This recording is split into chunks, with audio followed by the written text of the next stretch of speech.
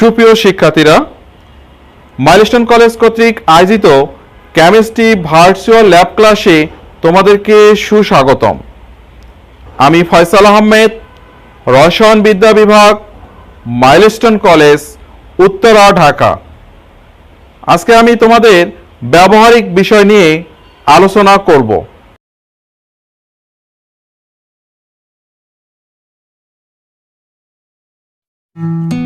Beaker, conical flux, round bottom flux,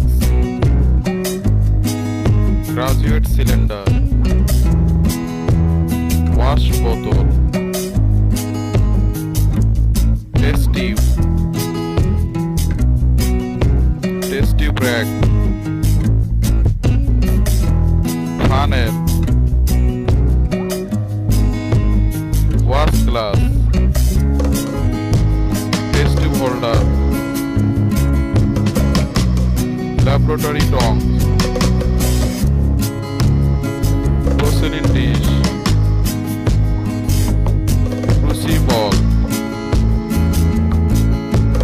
laboratory clay tangle, crucible and tangle,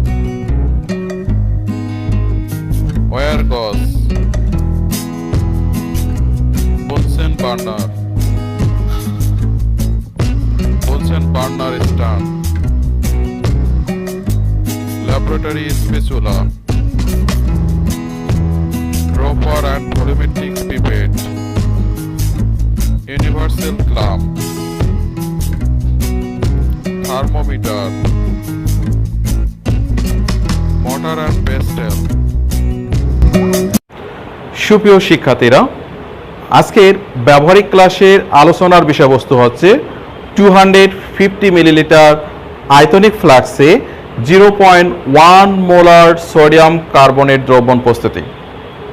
এই পরীক্ষাটি করতে আমাদের প্রয়োজনীয় উপকরণ লাগবে ডিজিটাল ব্যালেন্স, আয়তনিক ফ্লাক্স, ফানেল, ওয়াশ বোতল, স্পেচুলা এবং রাসায়নিক দ্রব্যাদি লাগবে সোডিয়াম কার্বনেট ও পানি।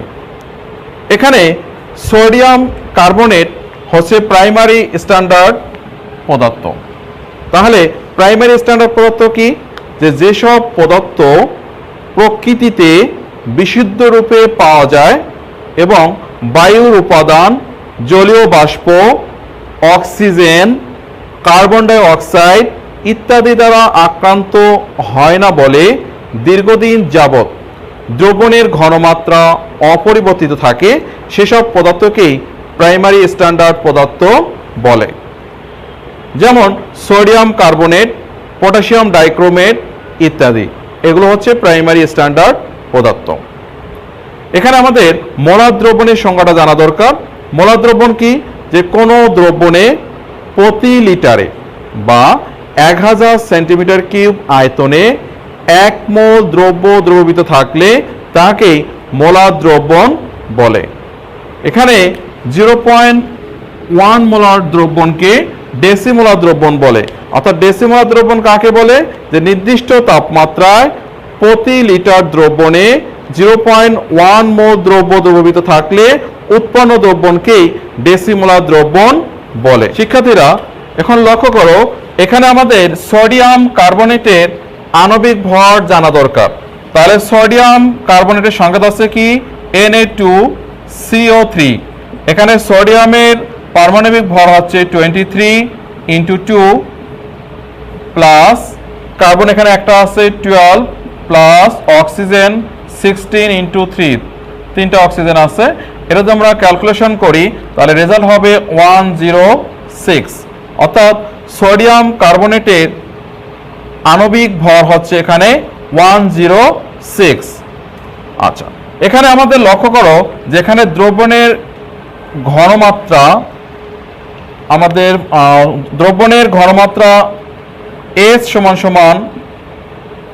W × 1000 ডিভাইডেড বাই mv, এই সূত্রের সাহায্যে আমরা এখানে দ্রব্যের ভরটা নির্ণয় করব।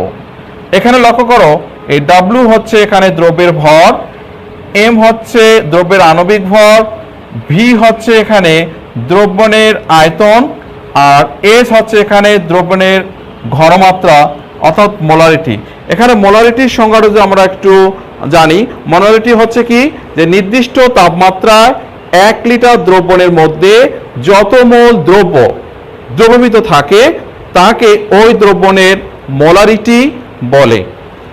তাহলে আমরা এখন এখানে ডাব্লুর ভরটা আমরা বাইর করব, অর্থাৎ এখানে ডাব্লুর ভর হচ্ছে ভর, আর দ্রব্যের আণবিক ভর অর্থাৎ সোডিয়াম কার্বনেটের আণবিক ভর হচ্ছে আমরা পেয়েছি 106, দ্রবণের আয়তন অর্থাৎ 250 ml, দ্রবণের আয়তন হচ্ছে 250 ml, আর দ্রবণের ঘনমাত্রা আমাদের এখানে আছে 0.1 মোল। তাহলে মানগুলো আমরা এখানে যদি বসিয়ে দিই, তাহলে লক্ষ্য করো এখানে আমরা লিখতে পারি W সমান সমান SMV ডিভাইডেড বাই 1000। তাহলে এখানে লক্ষ্য করো এস এর মান হচ্ছে 0.1, এম এর মান হচ্ছে এখানে 106, আর ভি এর মান হচ্ছে এখানে আমাদের 250 ডিভাইডেড বাই 1000। এটা যদি আমরা ক্যালকুলেশন করি রেজাল্ট বার হবে কত, 2.65 গ্রাম। রেজাল্ট হচ্ছে কত, 2.65 গ্রাম, অর্থাৎ 250 মিলিলিটার আয়তনিক ফ্লাক্সে 0.1 মোলার সোডিয়াম কার্বনেট দ্রবণ তৈরি করতে আমাদের সোডিয়াম কার্বনেট লাগবে 2.65 গ্রাম। শিক্ষার্থীরা, এখন আমরা প্রয়োজনীয় উপকরণ সমূহের ব্যবহার সম্পর্কে বিস্তারিত জানব। এটা হচ্ছে ডিজিটাল ব্যালেন্স। ডিজিটাল ব্যালেন্স বিভিন্ন রাসায়নিক নমুনা পরিমাপের জন্য ব্যবহার করা হয়। ডিজিটাল ব্যালেন্স 3 ধরনের হয়। Number 1 2 digit digital balance, number 2 3 digit digital balance, Number 3. 4 digit digital balance. এখানে 2 ডিজিট ডিজিটাল ব্যালেন্সের সাহায্যে কোনো বস্তুর দশমিকের পর 2 ঘর পরিমাপ করা যায়। 3 ডিজিট ডিজিটাল ব্যালেন্সের সাহায্যে কোনো বস্তুর দশমিকের পর 3 ঘর পরিমাপ করা যায়। 4 ডিজিট ডিজিটাল ব্যালেন্সের সাহায্যে এখানে দশমিকের পর 4 ঘর পরিমাপ করা যায়। আমরা তোমাদেরকে 2 ডিজিট ব্যালেন্সের সাহায্যে এই সোডিয়াম কার্বনেটের পরিমাপ করে দেখাবো। এই ব্যালেন্স দ্বারা 1/100 গ্রাম বা 0.01 গ্রাম পর্যন্ত ভর পরিমাপ করা যায়। এটা হচ্ছে আয়তনিক ফ্লাক্স। আয়তনিক ফ্লাক্স রসায়ন গবেষণাগারে বিভিন্ন ঘনমাত্রার দ্রবণ তৈরিতে আয়তনিক ফ্লাক্স ব্যবহার করা হয়। এটা হচ্ছে ফানেল। ফানেল কাঁচের তৈরি 3 কোণা আকৃতির সরু মুখ বিশিষ্ট পাত্র। ফানেল সাধারণত দ্রবণ প্রস্তুতি, দ্রবণ স্থানান্তর ও ফিল্টারকরণের সময় ব্যবহার করা হয়। এটা হচ্ছে ওয়াশ বোতল। ওয়াশ বোতলে পাতিত পানি থাকে। কাঁচ সামগ্রী পরিষ্কারের পর ওয়াশ বোতল থেকে পাতিত পানি দ্বারা ধৌত করা হয়। নির্দিষ্ট আয়তনে প্রমাণ দ্রবণ তৈরির সময় পাতিত পানি যোগ করা হয়। এটা হচ্ছে স্পেচুলা। স্পেচুলা রসায়ন পরীক্ষাগারে বিভিন্ন নমুনা লবণ স্থানান্তরের কাজে ব্যবহার করা হয়। রাসায়নিক নমুনা সাধারণত খালি হাতে স্পর্শ করা উচিত নয়। স্পেচুলা সাধারণত ইস্পাত দিয়ে তৈরি করা হয়। এটা হচ্ছে সোডিয়াম কার্বনেট, যার সাহায্যে আমরা আজকে 0.1 মোল দ্রবণ তৈরি করব। তাহলে শিক্ষার্থীরা আর কথা না বাড়িয়ে এখন চলো আমরা সরাসরি আমাদের আজকের এক্সপেরিমেন্টের কাজ আমরা শুরু করি। শিক্ষার্থীরা, আজকের ব্যবহারিক ক্লাসের প্রয়োজনীয় উপকরণ ও রাসায়নিক দ্রব্যাদিগুলো একটু এক নজরে তোমাদেরকে দেখিয়ে দেই। এটা হচ্ছে ডিজিটাল ব্যালেন্স, এটা হচ্ছে আয়তনিক ফ্লাক্স, এগুলো হচ্ছে স্পেচুলা, এটা হচ্ছে ড্রপার, এটা হচ্ছে ওয়াশ গ্লাস,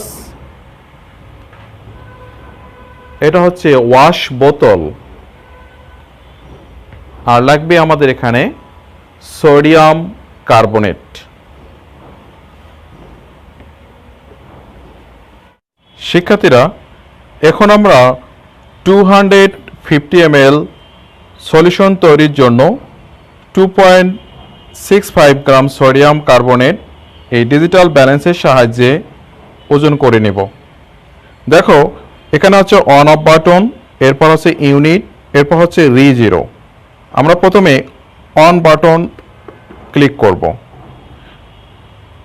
দেখো, অন বাটনে ক্লিক করলে এখানে দেখা যাচ্ছে 0.00 অর্থাৎ আমাদের এখানে 2 ডিজিটের ডিজিটাল ব্যালেন্স, এটা 0.00। এখন এর মধ্যে আমরা সোডিয়াম কার্বনেট ওয়েট করার জন্য অ্যাট ফার্স্ট আমরা ওয়াশ গ্লাস এই ডিজিটাল ব্যালেন্সের মধ্যে রাখব। দেখো, ওয়াশ গ্লাস ডিজিটাল ব্যালেন্সে রাখার পরে এখানে 6.38 গ্রাম এই ওয়াশ গ্লাসের ওজন হয়েছে। তাহলে আমরা যদি এর মধ্যে এখন সোডিয়াম কার্বনেট রাখতে চাই, তাহলে এই সোডিয়াম কার্বনেট এবং ওয়াশ গ্লাস একসাথে ওজন হয়ে যাবে। এ কারণেই আমাদের যে কাজটা করতে হবে, এখানে রি0 বাটনে ক্লিক করতে হবে। রি0 বাটনে ক্লিক করলে লক্ষ্য করো এখানে 0.00 আবার হয়ে গেল, অর্থাৎ এখানে ওয়াশ গ্লাসের যে ওজনটা ছিল সেটা অটোমেটিক আমাদের ডিজিটাল ব্যালেন্সের মধ্যে সেভ হয়ে গেল। এখন এর মধ্যে আমরা সোডিয়াম কার্বনেট পরিমাপ করে নেব 2.65 গ্রাম। তাহলে লক্ষ্য করো, এটা হচ্ছে সোডিয়াম কার্বনেট। এই সোডিয়াম কার্বনেট আমি স্পেচুলার সাহায্যে ওয়েট করে নেব 2.65 গ্রাম। লক্ষ্য করো, খুবই সাবধানে ওয়েট করতে হবে।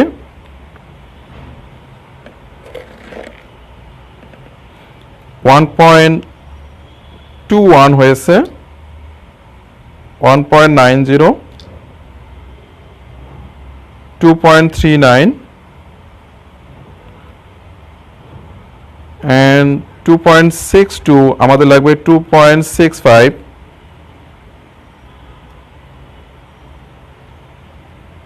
আমরা 2.65 গ্রাম ডিজিটাল ব্যালেন্সের সাহায্যে আমরা সোডিয়াম কার্বনেট পরিমাপ করে নিলাম। শিক্ষার্থীরা দেখো, এখন আমরা এই যে 2.65 গ্রাম সোডিয়াম কার্বনেট পরিমাপ করে নিলাম, তা এখন ভলিউমেট্রিক ফ্লাক্সের মধ্যে নেব।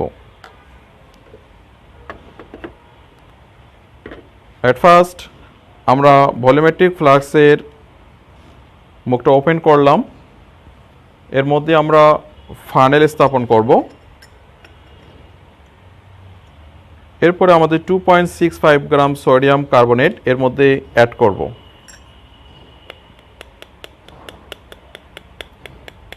খুবই সাবধানে আমরা অ্যাড করব। এরপরে ওয়াশ বোতল দিয়ে সোডিয়াম কার্বনেট এই ওয়াশ গ্লাসের মধ্যে যে লেগে আছে এগুলো পাতিত পানি দিয়ে ভালো করে ধুয়ে নেব, যাতে করে সোডিয়াম কার্বনেট ওয়াশ গ্লাসের মধ্যে লেগে না থাকে। এরপর ফানেলের মধ্যে লেগে থাকা সোডিয়াম কার্বনেট আমরা পাতিত পানি দিয়ে ফানেলটি ভালো করে ধুয়ে নেব, যাতে করে এখানে সোডিয়াম কার্বনেট লেগে না থাকে।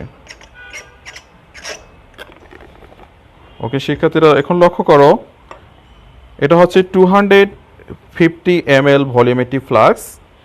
এই দাগ পর্যন্তই হচ্ছে 250 ml। এই দাগের উপরে বা নিচে যদি তুমি এখানে পাতিত পানি অ্যাড করো তাহলে তোমার কিন্তু 0.1 মোল সলিউশন তৈরি হবে না। তাহলে এখন আমরা আর কিছু এখানে পাতিত পানি অ্যাড করব। এরপর সোডিয়াম কার্বনেট এখানে আমরা সুন্দর করে ডিসলভ করব, মিক্সার করে নিব। আমাদের সোডিয়াম কার্বনেটটা সম্পূর্ণ দ্রবীভূত করে নেব।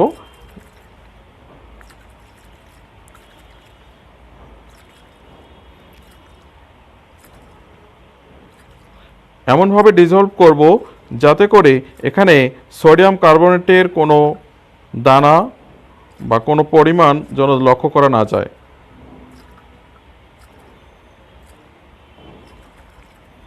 আমরা সোডিয়াম কার্বনেটটাকে ডিসলভ করতেছি। দেখো আমরা সোডিয়াম কার্বনেটটা এখানে সম্পূর্ণ দ্রবীভূত করলাম। এখন আমরা এর মধ্যে আবারও পাতিত পানি যোগ করব।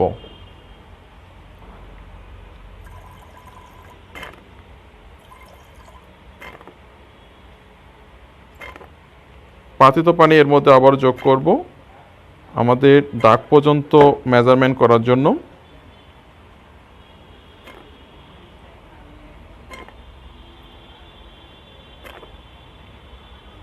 লক্ষ্য করো আমি 250 ml সলিউশনের জন্য এখানে পাতিত পানি যোগ করছি।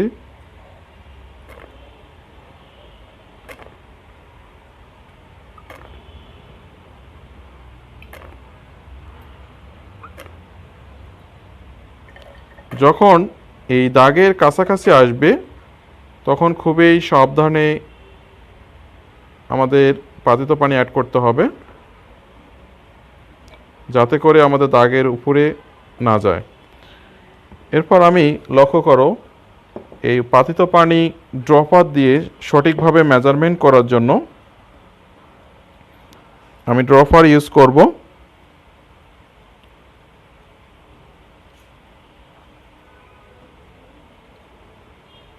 দেখো এখন আমরা এই আয়তনিক ফ্লাক্সের মধ্যে সিপিটি লাগাবো।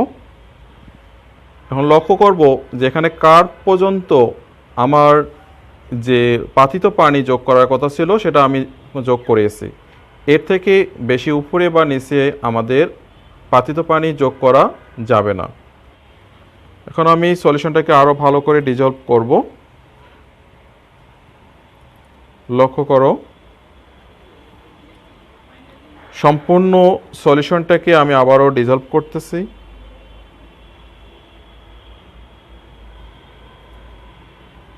সম্পূর্ণ সলিউশনটাকে আমি ডিসলভ করলাম।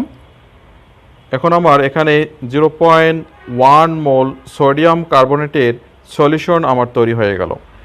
এটা হচ্ছে sodium carbonate primary standard solution. আমরা এই সলিউশনটা দিয়ে আমরা সেকেন্ডারি স্ট্যান্ডার্ড সলিউশন অর্থাৎ হাইড্রোক্লোরিক অ্যাসিড, সালফিউরিক অ্যাসিডের ঘনমাত্রা আমরা নির্ণয় করব। আশা করি তোমরা সকলেই আজকের এই ক্লাসটি মনোযোগ সহকারে দেখেছো এবং বুঝতে পেরেছো। ধন্যবাদ সকলকে।